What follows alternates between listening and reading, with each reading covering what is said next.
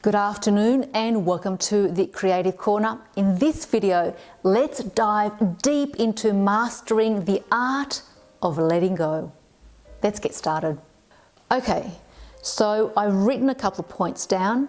I hope this video resonates with people that need it the most, and certainly take out the nuggets that are going to make some changes for your creative journey. Okay, so here we go. Why don't we step outside of our comfort zone? This tends to be a question that's not addressed enough, in my opinion. And also, I think it's something that is pushed to the side because we don't want to deal with as a society about taking accountability and responsibility for what we are creating as individuals, both in our studios and obviously our day-to-day life. Now, this information that I'm talking about right now is really interchangeable. While yes, it is art-based, it is information that you can apply to your everyday life. So why don't we step outside of our comfort zone is because we want to control aspects of our creative process because we are avoiding criticism, rejection, and ridicule. So you see, the number one fear that people have is public shaming and public speaking, because nobody wants to be ridiculed. Why put ourselves forward if it means I'm going to get a beating down?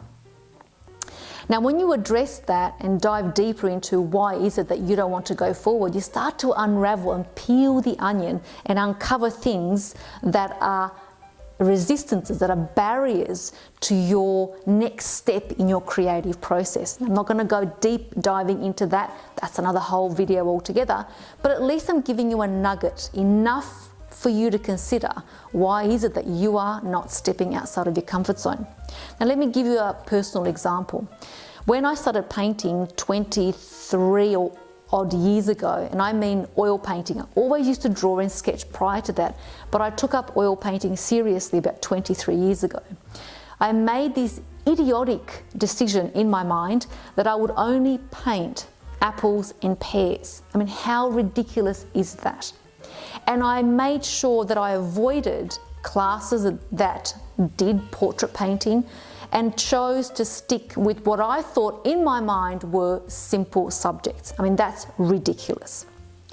So why not paint portraits? That was an interesting question.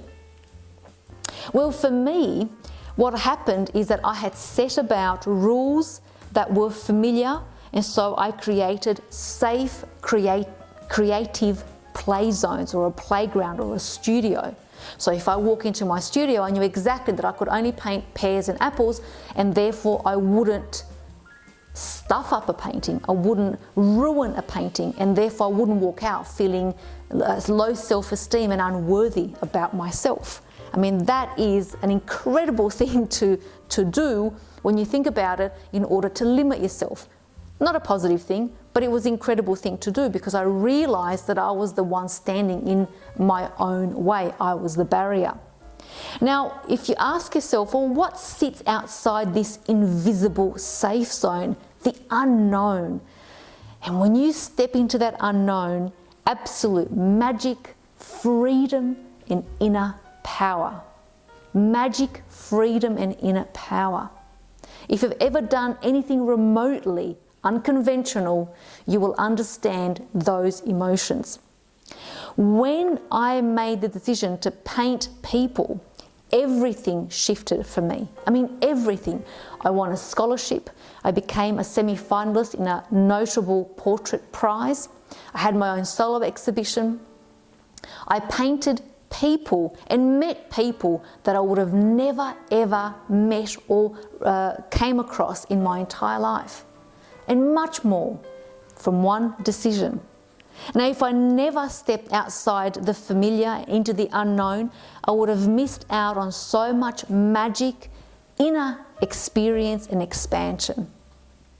There's no price to put on the absolute magical change that takes place when you do go into the unknown.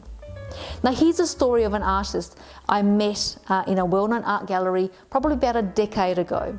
After I introduced myself, I asked her if she was going to enter the Portrait Prize, which is the Archibald Portrait Prize.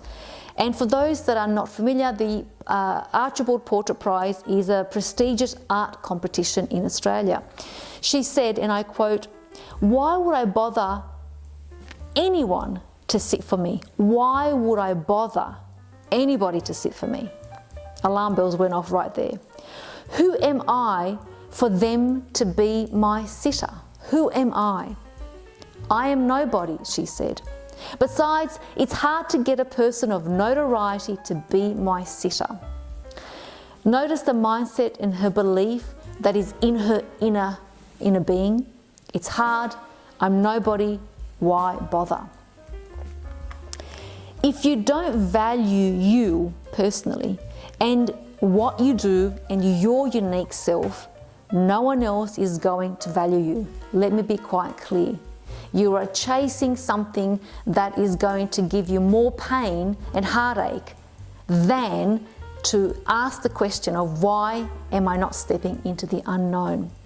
And sadly, she did not value herself, nor did she feel worthy of painting someone well known, because that's what the Archibald Portrait Prize is, or at least one of the criteria.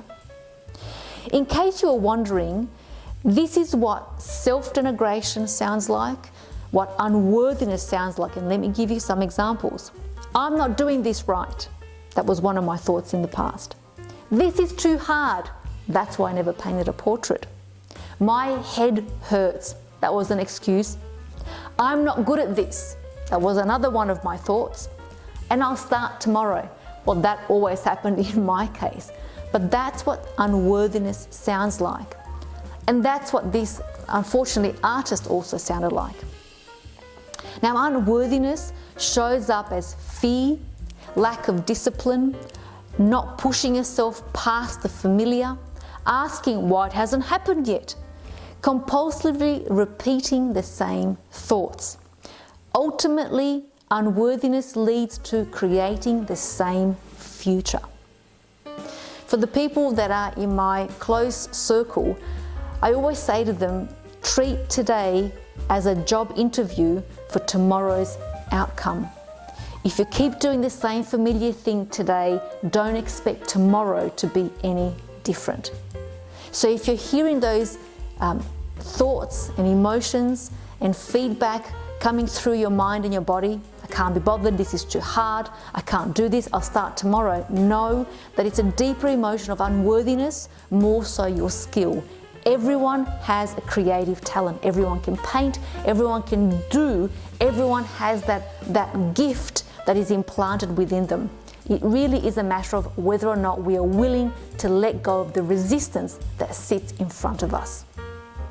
Now, after many negative reinforcements of why I couldn't do something, put simply, I decided to take responsibility for creating my personal reality. Now, this was another decision that I made again about 20 or so years ago, and I made sure that I put myself in front of people that I didn't know, people that were scary perhaps, situations that I perhaps didn't really feel comfortable in, but I made sure to be able to understand that I could rise and raise my level up even though I didn't know much about that circumstance. I also believed enough in the possibility of my gifts and the new future. And even though I wasn't able to physically see this future, I know it exists, and thus I dropped the doubt to its possibility. Now, this is a little esoteric teaching here and a little bit of quantum mechanics and quantum physics. If you're not familiar with this type of thinking, this type of creating, I have given you a seed. Begin looking into how to grow it if you truly want to change something within you.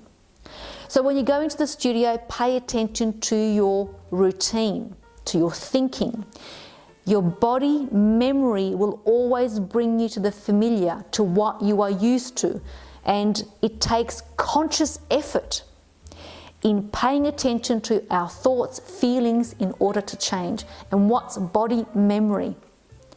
You know, when you have to key in a password to something, even if you have forgotten the password, your body knows the actual pattern of the password on the keypad. That's body memory. If you can see your vision in here and feel it in here, in your imagination, it is already done. Know that. Know it. Why? Imagination is a chemical experience and it cannot be encompassed by linear facts. This is a quantum